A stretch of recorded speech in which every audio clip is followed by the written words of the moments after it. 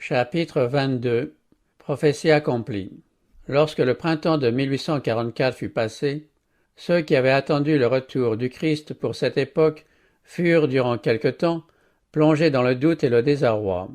Le monde les considérait comme terrassés et convaincus de s'être attachés à une illusion. Cependant, la parole de Dieu restait leur source de consolation. Beaucoup d'entre eux continuèrent de sonder les Écritures. Ils soumirent les bases de leur foi à un nouvel examen et étudièrent les prophéties avec le plus grand soin pour y puiser de nouvelles lumières. Le témoignage biblique semblait réellement confirmer leur vue. Des signes incontestables indiquaient la proximité du retour du Seigneur. La puissance du Saint-Esprit qui s'était manifestée tant par la conversion des pécheurs que par un renouveau de vie spirituelle parmi les croyants avait prouvé que le message était du ciel. Et, bien qu'ils ne fussent pas à même d'expliquer leur désappointement, ils étaient convaincus que Dieu les avait dirigés. Dans les prophéties qui, croyaient-ils, s'appliquaient au temps de la seconde venue du Christ, se trouvaient des instructions qui convenaient remarquablement à leur état d'incertitude et les encourageaient à attendre patiemment et avec foi que leur situation s'éclaircît. Parmi ces prophéties se trouvait celle du livre d'Habacuc.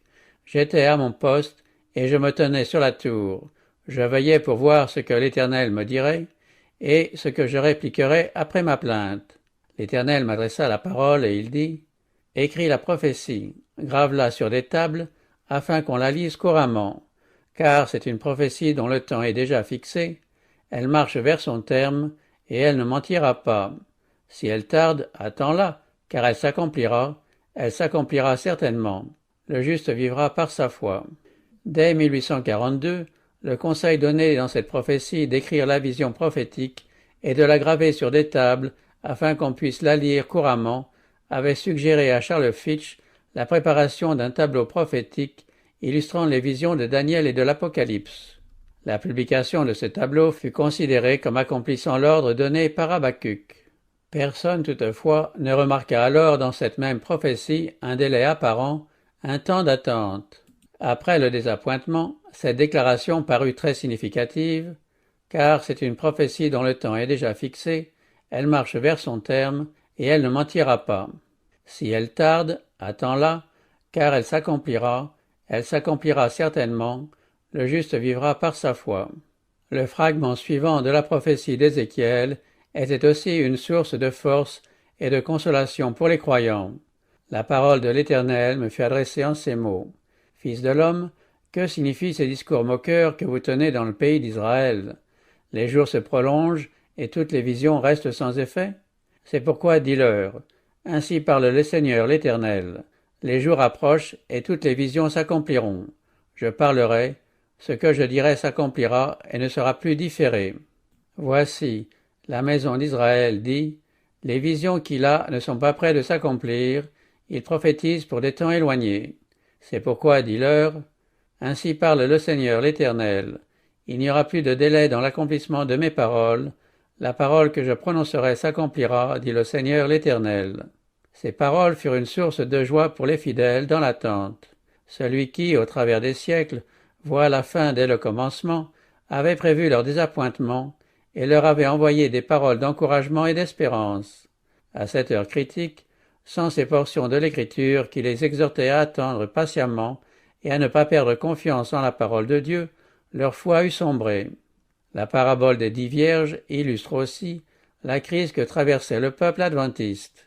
En réponse à cette question des disciples, quel sera le signe de ton avènement et de la fin du monde, le Sauveur avait esquissé à grands traits l'histoire du monde et de l'Église depuis sa première venue jusqu'à son retour. Il avait mentionné la destruction de Jérusalem, la grande affliction de l'Église sous les persécutions païennes et papales, l'obscurcissement du soleil et de la lune et la chute des étoiles. Parlant ensuite de l'établissement de son royaume, Jésus leur avait donné une parabole représentant les deux catégories de personnes qui attendraient sa venue. Puis il avait ajouté « Alors, le royaume des cieux sera semblable à 10 vierges. » Il est ici question de l'Église des derniers jours, de celle qui est mentionnée dans la dernière partie du chapitre précédent. Son histoire est comparée aux incidents d'un mariage oriental. Alors le royaume des cieux sera semblable à 10 vierges qui, ayant pris leurs lampes, allèrent à la rencontre de l'époux. 5 d'entre elles étaient folles et 5 sages. Les folles, en prenant leurs lampes, ne prirent point d'huile avec elles, mais les sages prirent avec leurs lampes de l'huile dans des vases. Comme l'époux tardait, toutes s'assoupirent et s'endormirent. Au milieu de la nuit, on cria « Voici l'époux, allez à sa rencontre !» Pour les croyants de 1844, la venue de l'époux représentait le retour de Jésus, annoncé par le message du premier ange. Le grand mouvement de réforme opéré par la proclamation de ce retour correspondait aux 10 vierges allant à la rencontre de l'époux. Cette parabole représente 2 classes de personnes. Toutes les vierges avaient pris leurs lampes, l'Écriture sainte, et étaient sorties pour aller à la rencontre de l'époux. Mais tandis que les folles, en prenant leurs lampes, n'avaient pas fait provision d'huile, les sages avaient pris avec leurs lampes de l'huile dans des vases. Ces dernières avaient reçu la grâce de Dieu, la puissance régénératrice et lumineuse du Saint-Esprit, qui fait de sa parole une lampe à nos pieds et une lumière sur notre sentier. Elles avaient étudié les Écritures dans la crainte de Dieu pour y découvrir la vérité et rechercher avec ardeur un cœur pur et une vie sainte.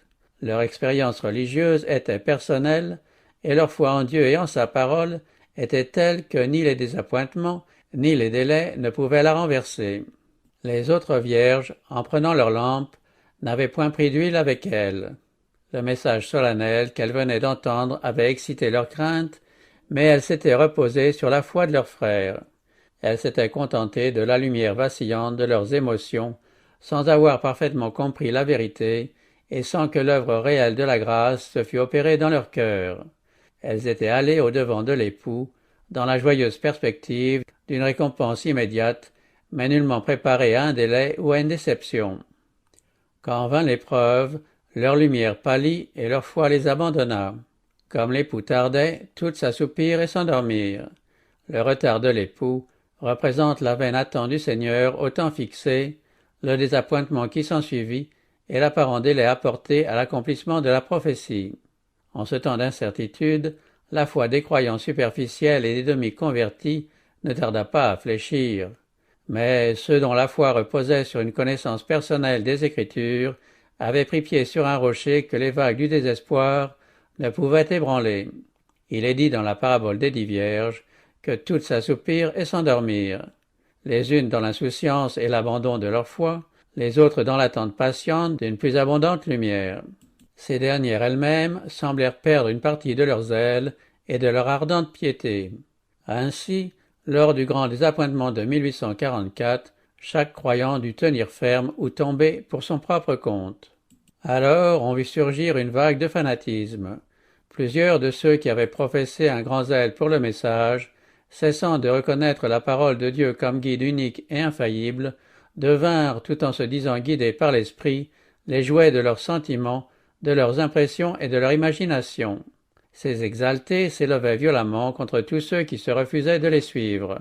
Leurs extravagances, désapprouvées par la plupart des adventistes, n'en attirèrent pas moins l'opprobre sur la cause de la vérité. Satan usait de ce moyen pour enrayer et détruire l'œuvre de Dieu. Les gens avaient été profondément ébranlés par le mouvement adventiste.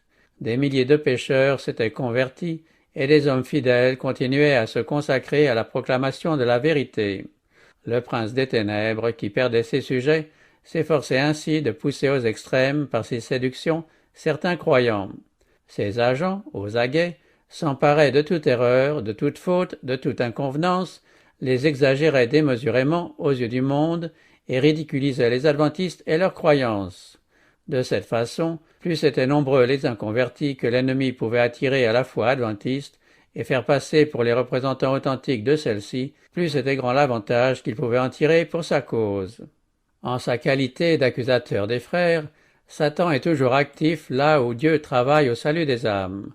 Il pousse certains hommes à mettre en évidence les erreurs et les défauts des enfants de Dieu, tout en passant sur leurs bonnes œuvres. Dans tout réveil, il s'efforce d'introduire des gens non sanctifiés et mal équilibrés. Dès que ceux-ci ont accepté certains points de la vérité et se sont fait recevoir parmi les croyants, il se sert d'eux pour insinuer des théories propres à égarer les mal avisés. On n'est pas nécessairement un vrai chrétien parce qu'on se trouve dans la société, dans l'assemblée des enfants de Dieu, ou même auprès de la table sainte. Satan se trouve souvent là aux moments les plus solennels, dans la personne d'agents à son service. Le prince des ténèbres dispute chaque pouce de terrain à ceux qui s'avancent vers la cité céleste. Toute l'histoire de l'Église prouve que jamais réforme n'a progressé sans se heurter à de sérieux obstacles. Il en fut ainsi au jour de Paul. Partout où l'apôtre fondait des églises, il rencontrait des gens qui, tout en professant la foi, s'efforçaient d'y introduire des hérésies capables d'éclipser l'amour de la vérité. Luther connut des moments de véritable angoisse à cause d'individus prétendant que Dieu parlait directement par leur bouche et qui plaçaient leurs opinions au-dessus du témoignage des Écritures. Ces gens séduisaient des esprits peu avancés dans la foi et la piété, mais présomptueux et amateurs de nouveautés, qui se joignaient à eux pour renverser ce que Dieu avait édifié. Les frères Wesley et d'autres revivalistes, grands par leur foi et leur activité au service de Dieu, se sont de même vus à chaque pas exposés aux raies de Satan par la faute de personnes trop zélées, mal équilibrées et inconverties, ayant versé dans toutes les formes du fanatisme. William Miller ne se montra pas tendre envers la tendance au fanatisme. Il déclara, comme Luther, qu'il fallait éprouver tous les esprits par la parole de Dieu. Le diable, disait-il, exerce de nos jours un puissant ascendant sur une certaine classe de gens. Comment distinguer l'esprit dont ils sont animés? Le Seigneur répond que c'est à leurs fruits qu'on les reconnaîtra. Plusieurs faux prophètes ayant paru dans le monde, il nous est ordonné d'éprouver les esprits. Un esprit qui ne nous passe pas à vivre sagement, sobrement et pieusement, dans le temps présent, n'est pas celui de Dieu. Je suis de plus en plus convaincu que Satan est pour beaucoup dans ses idées excentriques. Il en est plusieurs parmi nous qui, se disant entièrement sanctifiés, suivent les traditions des hommes et sont apparemment aussi ignorants de la vérité que d'autres qui n'ont pas de telles prétentions. L'esprit d'erreur nous entraîne loin de la vérité, tandis que l'Esprit de Dieu nous conduit dans la vérité. Vous direz peut-être qu'on peut se trouver dans l'erreur tout en se croyant dans la vérité. Que faut-il en conclure? Voici notre réponse. L'Esprit et la parole sont d'accord.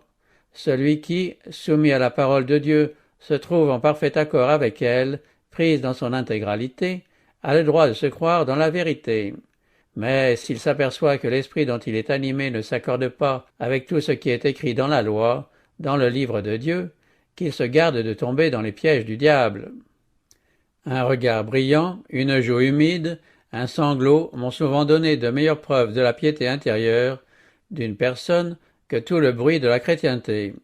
Les adversaires de la réforme rendaient responsables du fanatisme les hommes mêmes qui travaillaient avec le plus de zèle à le combattre. Les détracteurs du mouvement adventiste eurent une attitude semblable. Non contents de déformer les faits et d'exagérer les erreurs des extrémistes et des fanatiques, ils répandaient des bruits malveillants dénués de toute véracité. Ces gens étaient poussés par les préjugés et par la haine. La proclamation de l'imminence du retour du Christ troublait leur paix. Ils craignaient que ce message ne fût vrai, tout en espérant qu'il n'en fût rien. Tel était le secret de leur guerre contre les adventistes et leurs croyances. Le fait que quelques fanatiques s'étaient introduits dans les rangs des adventistes n'était pas une raison plus plausible de prendre parti contre ce mouvement que la présence de fanatiques et de séducteurs dans l'Église au jour de Paul ou de Luther ne fut un motif de condamner l'œuvre de l'apôtre et celle du réformateur.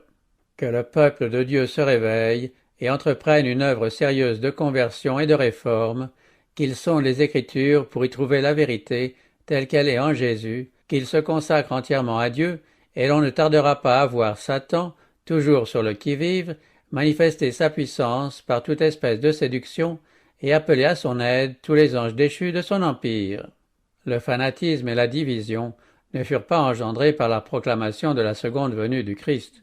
Ces manifestations apparurent dans le courant de l'été de 1844, alors que les adventistes étaient dans le doute et la perplexité quant à leur position.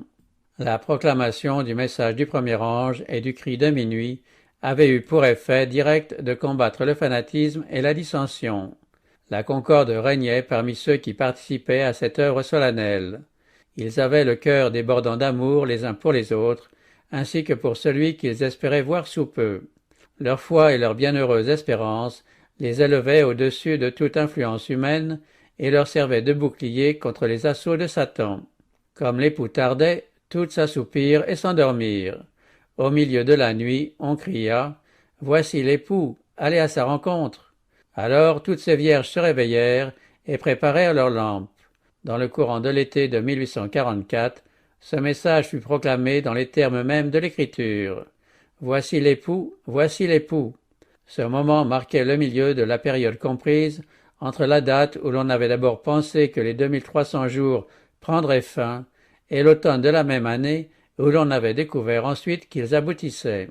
Ce mouvement fut déterminé par la découverte du fait que le décret d'Artaxercès ordonnant la restauration de Jérusalem, décret qui fixe le point de départ de la période des 2300 ans, était entré en vigueur en l'automne de l'année 457 avant Jésus-Christ et non au commencement comme on l'avait cru d'abord. En prenant l'automne de l'année 457 pour point de départ des 2300 ans, cette période se terminait en l'automne de 1844. Des arguments tirés des symboles de l'Ancien Testament montraient aussi que c'était en automne que devait avoir lieu l'événement figuré par la purification du sanctuaire. La chose devint évidente quand on prit garde à la façon dont ces symboles s'étaient accomplis lors de la première venue de Jésus. L'immolation de l'agneau pascal préfigurait la mort du Sauveur. Saint Paul le dit, Christ notre Pâque a été immolé. La gerbe des prémices, agitée devant l'Éternel au temps de la Pâque, était un type de la résurrection de Jésus. En effet, en parlant de la résurrection du Seigneur et de tous les élus, Paul écrit « Tous revivront en Christ, Christ comme prémisse, puis ceux qui appartiennent à Christ lors de son avènement. » Comme la gerbe agitée représentait les premières céréales cueillies avant la moisson, Jésus est les prémices de l'immortelle moisson des rachetés qui sera introduite dans les greniers célestes au grand jour de la résurrection. Ces types s'accomplirent non seulement quant à l'événement, mais aussi quant au temps. Au 14e jour du premier mois juif, qui était la date immuable où, depuis 15 longs siècles, l'agneau pascal était immolé, Jésus, après avoir participé à la Pâque avec ses disciples, institua le symbole qu'il destinait à commémorer sa mort en sa qualité d'agneau de Dieu qui ôte le péché du monde. En cette même nuit, Jésus était saisi par des mains brutales et conduit au supplice de la croix. Enfin, en sa qualité d'antitype de la première gerbe, comme prémisse de ceux qui sont morts, notre Seigneur fut ressuscité le 3e jour. C'était une représentation de tous les justes qui ressusciteront lorsque le corps de leur humiliation sera rendu semblable au corps de sa gloire. Les types se rapportant à la seconde venue du Christ doivent de même s'accomplir conformément au symbolisme lévitique. Sous le régime mosaïque, la purification du sanctuaire au grand jour des propitiations tombait sur le 10e jour du 7e mois juif. Ce jour-là, le souverain sacrificateur, après avoir fait propitiation pour tout Israël et éliminé ainsi tous les péchés accumulés dans le sanctuaire, sortait du lieu très saint pour bénir le peuple. On en conclut que Jésus-Christ, notre souverain sacrificateur suprême, apparaîtrait pour purifier notre terre par la destruction du péché et des pécheurs, et apporterait à son peuple la couronne de l'immortalité. Le 10e jour du 7e mois, grand jour des propitiations et de la purification du sanctuaire, qui, en 1844, tombait sur le 22 octobre, fut considéré comme étant la date du retour du Christ. Cela était conforme aux preuves établissant que les 2300 jours aboutissaient en automne, et la conclusion semblait évidente. Dans la parabole des 10 vierges, le temps d'attente et de somnolence est suivi de la venue de l'époux. Cela concordait avec les arguments qui précèdent, tirés à la fois de la prophétie et de la symbolique mosaïque. Tout cela parut aux fidèles d'une solidité inébranlable, et des milliers de voix s'unirent pour faire entendre le cri de minuit. Le mouvement se répandit dans le pays comme un raz-de-marée et se propagea de ville en ville et de village en village jusque dans les localités les plus reculées. Devant ce réveil et cette proclamation, le fanatisme disparut comme la gelée blanche sous les chauds rayons du soleil. Les doutes et les incertitudes des croyants se dissipèrent, l'espérance et le courage ranimèrent tous les cœurs. L'œuvre était exempte des excentricités engendrées par l'agitation humaine, non contrôlée par l'esprit et la parole de Dieu.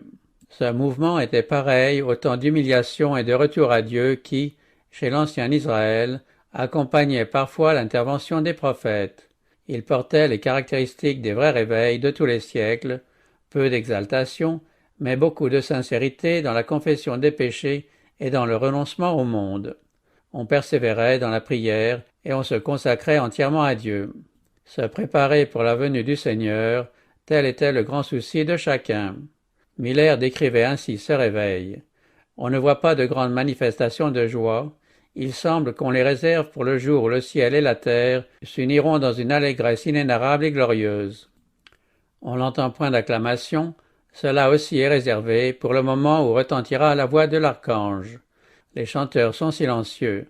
Ils attendent le moment de se joindre au chœur angélique. Il n'y a pas de divergence de vue, tous ne sont qu'un cœur et qu'une âme. Un autre témoin oculaire rendait ce témoignage. L'attente du Christ produisait partout un sérieux retour sur soi-même et une profonde humiliation devant le Dieu des cieux. Elle bannissait les choses du monde, remplaçait les controverses et les animosités par la confession réciproque des offenses. D'humbles et ferventes prières, arrosées de larmes, imploraient de Dieu l'assurance de son pardon. L'abdication et la reddition du moi devant Dieu dépassaient tout ce que nous avions jamais vu. Selon la prédication de Joël, relative au jour de l'Éternel, on déchirait son cœur et non ses vêtements, on retournait à l'Éternel avec jeûne, larmes et lamentations. Conformément à la promesse de Dieu à Zacharie, un esprit de grâce et de supplication était répandu sur ses enfants, ils tournaient les regards vers celui qu'ils avaient percé, le deuil était grand dans le pays, et ceux qui attendaient le Seigneur humiliaient leur âme devant lui.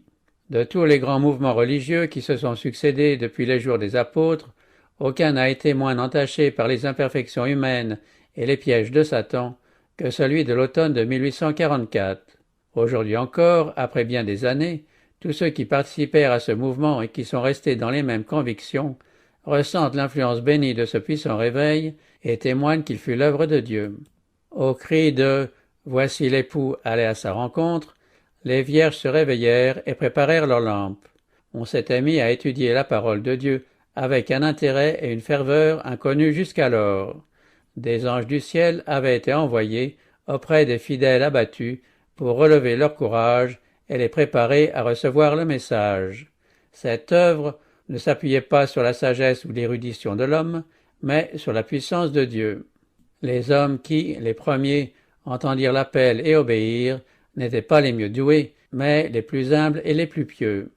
Versant des larmes de joie, des fermiers avaient délaissé leurs moissons dans les champs, et des artisans avaient quitté leurs outils pour aller porter l'avertissement. Les chefs spirituels furent parmi les derniers à adhérer à ce mouvement. Les églises, en général, fermèrent leurs portes à ce message et furent abandonnées par un grand nombre de ceux qui le reçurent. Par la volonté de Dieu, cette proclamation se joignait à celle du second message et redoublait sa puissance. Le message « Voici l'époux » ne devait pas, bien qu'il fût basé sur des preuves bibliques formelles, se diffuser au moyen de controverses, mais grâce à sa puissance irrésistible qui remuait les âmes. Les douteurs et les ergoteurs se taisaient. Lors de l'entrée triomphale à Jérusalem, les gens venus de toutes les parties du pays pour la fête de Pâques s'étaient portés en foule vers le mont des Oliviers, à la rencontre du cortège qui escortait Jésus. Emportés par l'enthousiasme général, ils avaient joint leur voix au cri « Béni soit celui qui vient au nom du Seigneur », qui se pressait dans les réunions adventistes, soit par curiosité, soit par dérision. Tous étaient subjugués par la puissance de ce message « Voici l'époux ». À ce moment-là, on vit se manifester la foi que Dieu exauce, la foi qui compte sur la rémunération. Comme des ondées sur une terre altérée, l'Esprit de grâce descendit sur ceux qui cherchaient Dieu avec ferveur. Sachant qu'ils se trouveraient bientôt face à face avec leur Rédempteur, ils éprouvaient une joie solennelle et inexprimable. La puissance du Saint-Esprit, richement répandue sur les âmes fidèles, remuait, attendrissait, fondait les cœurs endurcis. Les temps où ils s'attendaient à recevoir leur Sauveur les trouva circonspects et graves. Chaque matin, leur premier souci était de s'assurer qu'ils étaient en paix avec Dieu. Ils priaient beaucoup les uns avec les autres et les uns pour les autres, se réunissant fréquemment dans des lieux retirés pour entrer en communion avec Dieu.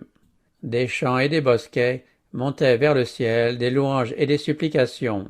L'approbation du Seigneur leur était plus précieuse que la nourriture corporelle. Si quelque nuage venait obscurcir leur âme, ils n'avaient ni trêve ni repos qu'il ne fût dissipé. Le témoignage intime du pardon divin les faisait aspirer à contempler celui qu'ils adoraient. Mais une nouvelle déception attendait les fidèles. Le temps fixé passa, et bien qu'ils l'eussent attendu avec une confiance inébranlable, le Sauveur n'était pas venu. Ils éprouvèrent alors une douleur semblable à celle que ressentit Marie lorsqu'elle vit que le tombeau du Seigneur était vide et qu'elle s'écria en sanglotant « Ils ont enlevé mon Seigneur, et je ne sais où ils l'ont mis. » La foule des incrédules, en proie à une terreur secrète à la pensée que le message pût être vrai, avait observé une certaine réserve, et ce sentiment ne disparut pas aussitôt après la date fatidique. Ils n'osèrent pas, tout d'abord, devant ces gens plongés dans la tristesse, se prévaloir de leur triomphe. Mais, ne voyant paraître aucun signe de la colère de Dieu, ils s'enhardirent et donnèrent libre cours aux moqueries et aux sarcasmes. Beaucoup de ceux qui avaient prétendu croire au retour du Christ renoncèrent à leur foi. Quelques-uns qui avaient affiché une grande assurance étaient tellement blessés dans leur amour-propre qu'ils auraient voulu se retirer du monde. Comme Jonas, ils murmuraient contre Dieu, la mort leur paraissait préférable à la vie. Ceux qui avaient fait reposer leur foi sur les opinions des autres et non sur la parole de Dieu étaient maintenant prêts à changer de croyance. Les moqueurs attirèrent les faibles et les lâches dans leur rang et tous s'unirent pour affirmer que désormais il n'y avait plus de raison de craindre ou d'attendre quoi que ce fût. Le temps avait passé, le Seigneur n'était pas revenu et le monde pouvait rester tel quel encore des milliers d'années. Les croyants sincères avaient tout abandonné pour leur Sauveur. Jouissant de sa présence comme jamais auparavant, ils étaient convaincus d'avoir donné au monde l'avertissement suprême. S'attendant à être bientôt reçus auprès de leur divin maître et des anges, ils s'étaient presque entièrement retirés de la société de ceux qui avaient refusé le message. Ils avaient fait monter vers le ciel cette prière ardente « Viens Seigneur Jésus », et ils n'étaient pas venus. Reprendre le harnais des tracas et des soucis de la vie, et surtout affronter les lazzi et les railleries d'un monde profane, c'était pour leur foi et leur patience une épreuve effrayante. Pourtant cette déception n'était pas aussi grande que l'avait été celle des disciples lorsque le Sauveur était entré triomphalement dans Jérusalem. Croyant leur maître sur le point de prendre possession du trône de David et de délivrer Israël de ses oppresseurs, débordant de joie, ils avaient rivalisé de zèle pour honorer leur roi. Plusieurs avaient fait de leurs vêtements ou de branches de palmier un tapis sur son chemin. Dans leur enthousiasme, ils avaient poussé cette joyeuse acclamation « Hosanna au fils de David ». Quand les pharisiens, troublés et irrités par ces joyeuses manifestations, avaient invité Jésus à reprendre ses disciples, il leur avait répondu « S'ils se taisent, les pierres crieront ». Cette scène prédite devait s'accomplir, et la joie des disciples, bien qu'ils allassent au-devant de la plus cruelle des illusions, réalisa le dessein de Dieu. En effet, quelques jours après cette scène, ils voyaient l'effondrement de leurs espérances devant leur Sauveur agonisant sur la croix, puis couché dans la tombe. Ils ne discernèrent l'accomplissement des prophéties que lorsqu'ils eurent constaté la victoire de Jésus sur le sépulcre. 5 siècles auparavant, par le prophète Zacharie, Dieu avait dit « Sois transportée d'allégresse, fille de Sion, pousse des cris de joie, fille de Jérusalem, voici ton roi vient à toi, il est juste et victorieux, humble et monté sur un âne, le petit d'une ânesse. » Si les disciples avaient su que Jésus allait au-devant de la mort, jamais ils n'auraient pu accomplir cette prophétie. En donnant leur message au monde, Miller et ses collaborateurs avaient, de même, accompli une prédiction qu'ils n'auraient jamais pu réaliser s'ils avaient compris les prophéties annonçant leur désappointement et la prédication d'un message ultérieur destiné à toutes les nations avant le retour du Seigneur. Les messages du premier et du second ange furent proclamés au temps marqué. Ils remplirent le but que Dieu leur avait assigné. Le monde, qui avait observé les événements, comptait bien que, si la date passait sans que le Seigneur vînt, tout l'édifice de l'adventisme s'écroulerait. Ceux de ses adhérents qui ne purent supporter le ridicule abandonnèrent la foi. Les autres demeurèrent fermes. Les fruits qui avaient caractérisé le mouvement, l'humilité, l'examen de conscience, le renoncement au monde et la transformation de nombreuses vies prouvaient à ses croyants qu'il venait de Dieu, dont la puissance avait indubitablement rendu témoignage à leur prédication. D'autre part, ils ne découvraient aucune erreur dans le calcul des périodes prophétiques, et leurs adversaires les plus redoutables n'avaient pas réussi à démolir leur système d'interprétation. Ils ne pouvaient donc consentir, sans preuve scripturaire, à renoncer aux conclusions auxquelles ils étaient arrivés par la prière et une étude approfondie des Écritures, conclusions qui avaient défié l'éloquence, la critique la plus sagace et l'opposition la plus acharnée des prédicateurs populaires et des sages selon le monde. Ils restaient donc insensibles aux quolibets et aux ricanements des gens de haut et de bas étage. Il est vrai qu'il y avait eu méprise quant à l'événement attendu, mais ce fait lui-même ne pouvait pas ébranler leur foi en la parole de Dieu. Quand le prophète Jonas avait proclamé dans les rues de Ninive que dans 40 jours la ville serait détruite, le Seigneur agréa l'humiliation des Ninivites et prolongea leur temps de grâce. Le message de Jonas n'en était pas moins de Dieu, et c'était conformément à sa volonté que Ninive avait été mise à l'épreuve. Les adventistes comprirent que, de la même façon, Dieu les avait chargés d'annoncer la proximité du jugement. Ce message, dirent-ils, a éprouvé les cœurs de tous ceux qui l'ont entendu. D'une part, il a suscité l'amour de l'avènement du Christ, et d'autre part, il a éveillé contre cette venue une haine plus ou moins visible, mais connue de Dieu.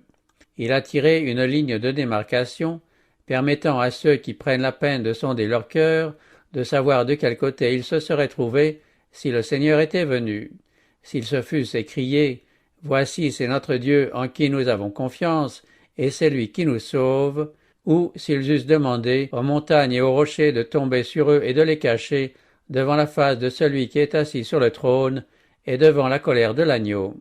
De cette façon, croyons-nous, Dieu a éprouvé la foi de son peuple afin de démontrer si, devant une crise, ce peuple abandonnerait le poste où il l'avait placé, ou si, tournant le dos au monde, il s'appuierait avec une confiance inébranlable sur la parole de Dieu. Les sentiments de ceux qui conservaient l'assurance que Dieu les avait dirigés dans les circonstances qu'ils venaient de traverser sont ainsi exprimés par William Miller. « Si je devais recommencer ma vie, écrivait cet homme de Dieu, avec les preuves que j'avais alors en main, je devrais, pour rester honnête devant le Seigneur et devant les hommes, refaire ce que j'ai fait. Je considère mes vêtements comme nets du sang de mes semblables. J'ai le sentiment d'avoir fait tout ce qui dépendait de moi pour n'être en rien responsable de leur condamnation. Quoique 2 fois désappointé dans mes espérances, je ne suis ni abattu ni découragé. Mon espérance dans le retour du Seigneur est aussi forte que jamais. Je n'ai fait que ce que j'ai considéré comme étant mon devoir, après des années d'études approfondies. Si je me suis trompé, c'est en voulant manifester de la charité, de l'amour à mes semblables, et en cherchant à accomplir mon devoir envers Dieu. Une chose est bien certaine, ce que j'ai prêché, je l'ai cru, et Dieu a été avec moi. Sa puissance a été manifeste, et beaucoup de bien en est résulté. Autant qu'il soit possible d'en juger par les apparences, des milliers de personnes ont été amenées, par la prédication de la date du retour du Christ, à étudier les Écritures, et se sont réconciliés avec Dieu par la foi et par l'aspersion du sang de Jésus. Je n'ai jamais brigué les sourires des grands, ni tremblé devant la colère du monde. Je n'achèterai pas maintenant leur faveur, ni ne provoquerai inutilement leur haine. Je ne leur demanderai jamais de m'épargner la vie, ni ne refuserai, j'espère, de la sacrifier si Dieu le jugeait à propos. Dieu ne délaissa pas son peuple. Son esprit continua de reposer sur ceux qui ne rejetèrent pas inconsidérément la lumière qu'ils avaient reçue et ne se tournèrent pas contre le mouvement adventiste. On trouva dans l'Épître aux Hébreux des paroles d'encouragement et d'avertissement à l'adresse des enfants de Dieu éprouvés et dans l'attente à cette heure de crise. N'abandonnez donc pas votre assurance à laquelle est attachée une grande rémunération, car vous avez besoin de persévérance, afin qu'après avoir accompli la volonté de Dieu, vous obteniez ce qui vous est promis. Encore un peu de temps, celui qui doit venir viendra, et il ne tardera pas, et mon juste vivra par la foi. Mais s'il se retire, mon âme ne prend pas plaisir en lui. Nous ne sommes pas de ceux qui se retirent pour se perdre, mais de ceux qui ont la foi pour sauver leur âme. Cette exhortation est adressée à l'Église des derniers jours, car il est dit « Encore un peu de temps. Celui qui doit venir viendra, et il ne tardera point. » En outre, on y remarque l'annonce voilée d'un retard apparent. Ces conseils s'appliquaient particulièrement bien à la situation des adventistes à ce moment-là. Les gens visés dans ce passage étaient en danger de faire naufrage quant à la foi. Ils avaient accompli la volonté de Dieu en suivant les directions de son esprit et de sa parole. Toutefois, ne comprenant pas son dessein dans ce qui leur était arrivé, et ne voyant pas leur chemin, ils étaient tentés de douter que Dieu les eût conduits. Alors cette parole prenait pour eux tout son sens. « Mon juste vivra par la foi. » Pendant que la lumière éclatante du cri de minuit avait éclairé leur sentier, que les sceaux de la prophétie avaient été rompus et que les signes de l'imminence du retour du Christ s'accomplissaient sous leurs yeux en rapide succession, ils avaient, pour ainsi dire, marché par la vue. Mais maintenant, écrasés sous le poids de leurs espérances déçues, ils ne pouvaient subsister que par la foi en Dieu et en sa parole. Un monde moqueur leur disait « On vous a trompé, abandonnez votre foi et reconnaissez que le message adventiste est de Satan. » Mais la parole de Dieu répondait « Si quelqu'un se retire, mon âme ne prend pas plaisir en lui. » Renoncez maintenant à leur foi et renier la puissance du Saint-Esprit qui avait accompagné le message, c'eût été courir à la perdition. Ils étaient encouragés à demeurer fermes par ces paroles de Paul. N'abandonnez donc pas votre assurance, car vous avez besoin de persévérance. Encore un peu de temps, celui qui doit venir viendra, et il ne tardera pas. Leur seule sécurité était de serrer précieusement la lumière que Dieu leur avait déjà donnée, de retenir fermement ses promesses, de persévérer dans l'étude de sa parole et d'attendre patiemment de nouvelles lumières.